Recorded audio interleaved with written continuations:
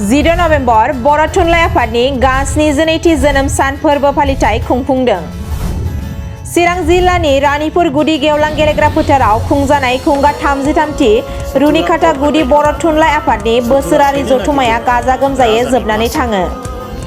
बे हाबाफारियाव गाहाय आलासि महरै बाहागो लाफैयो बासुगाव फरायसालिमानि गोरायुं डक्टर रनेन चन्द्र मोसाहारि, गेवलां मेल बेखेवगिरि महरै बाहागो लाफैयो बिटिसिनि बारग' डिपुटि चिफ खाम्फा बरगयारि, आलासि महरै बाहागो लाफैयो बिटिआरनि इएम रनजित बसुमतारी आरो जिल्ला एबसुनि आफादगिरिजों लोगोसे ओनसोलनि बायदि बायदि आफादनि बिबानगिरि रायजो राजाफोरा।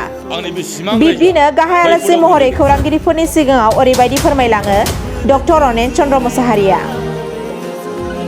गाहाय आलासि आंखौ हांख्रायबाय जिहेतु आंनि गोसोआ गावखौनो गाहाय आलासियाव साना, थेवबो रायजो लुबैनाय हिसाबै बेखौनो फैनानै मिथिहोनो लुबैदों जे बर' जाथिखौ जुदि जों गेरेमसा हारि दानायनि खोथाखौ बयबो बुङो आरो गेरेमसा जाथि दानो लुबैयोब्ला बर' जाथिया सोलोंथाइनि गेजेरजों दिनैनि उननि फिउचारनि थाखाय इयुन जोलै माबोरै जोङो लांनांगौ बेनि मडेलिटिखौ सिन्थाधाराखौ जों दानिफ्रायनो थिग खालामनांगौ।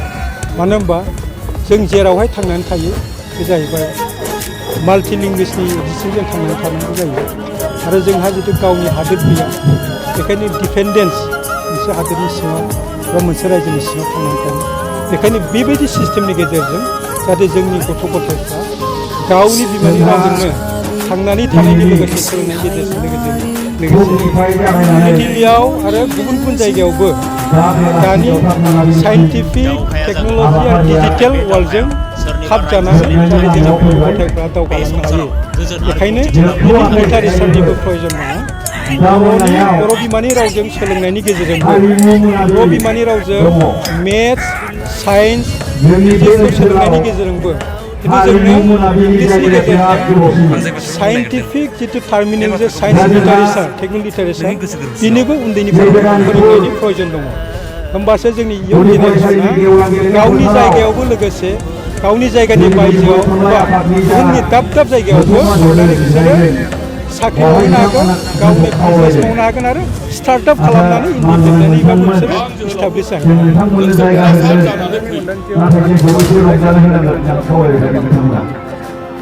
थुनलाइ सोरजिनायनि अनजिमाखौ जों खमायदों होनजाया, खिन्थु थुनलाइ सोरजिनायनि मिडियाया जों आथिखालाव खालि मेनुवेल लिरनाय सिस्टेमनिल' नंलिया, आजिखालि डिजिटेलजोंबो केसआ जाहैबाय। आरो आथिखालावहाय मानसिफ्रा लिरनायनि गेजेरजों थुनलाइ सोरजिब्लाबो डिजिटेल मिडियानि गेजेरजों सोरजिनायाबो खमायाखै। बेखायनो आंनि नुनायाव दिनैनि इयुन जेनेरेसनाबो डिजिटेलनि गेजेरजोंब्लाबो आरो जायफोर गोदोनिफ्राय सरसा खालामबोनाय बिथांमोनहा मेनुवेल आरो डिजिटेलनि गेजेरजोंबो थुनलाइ सरसाया दंगासिनो दङ आरो थानांगोन। थुनलाइ सरसानि गेजेरजोंसो मोनसे जाथिनि भाषाया थांनानै दं, मोनसे जाथिनि हारिमु, बिसोरनि संस्कृति, बिसोरनि हेरिटेज, बिसोरनि समाजनि गासिबो सिन्थाधाराया बेरखांजोबो। थुनलाइयासो बिसोरनि गुबै साननाय सिन्थाधाराखौ जिहेतु मानसिफोरनो फोरमायथिनो हायो आरो बिनि गेजेरजोंसो मोनसे जाथिया डेभेलप जानो हायो, मोनसे जाथिनि शिक्षायाबो डेभेलप जानो हायो। मोनसे जाथिया गुबुन जाथिजों माबोरै थांनानै थानांगौ, माबोरै संग्राम खालामनांगौ, बेफोरनि सिन्थाधाराखौ जों बिनि गेजेरजों फोरमायलायनानै मोनथिलायनानै दावगालांनो हायो। बेखायनो थुनलाइखौ जों बयबो सरसा खालामनांगौ।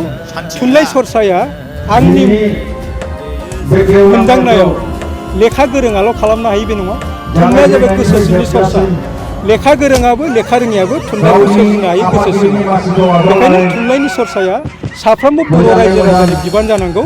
थुनलाइ सरसा थायोब्ला गावनि भाषानि फारसे, रावनि फारसे अननाय मोजां मोननाया बाङो आरो बे बांनाय थायोब्ला जाथिनि फारसे बांनाय आरो गावनि हारिमु आरो गावनि फिउचारखौ माबोरै लाखिनांगौ बिनि सिन्थाधाराया गोसो गोरबोनिफ्राय ओंखारबोयो। बेखायनो थुनलाइनि सरसा बयनोबो नांगौ।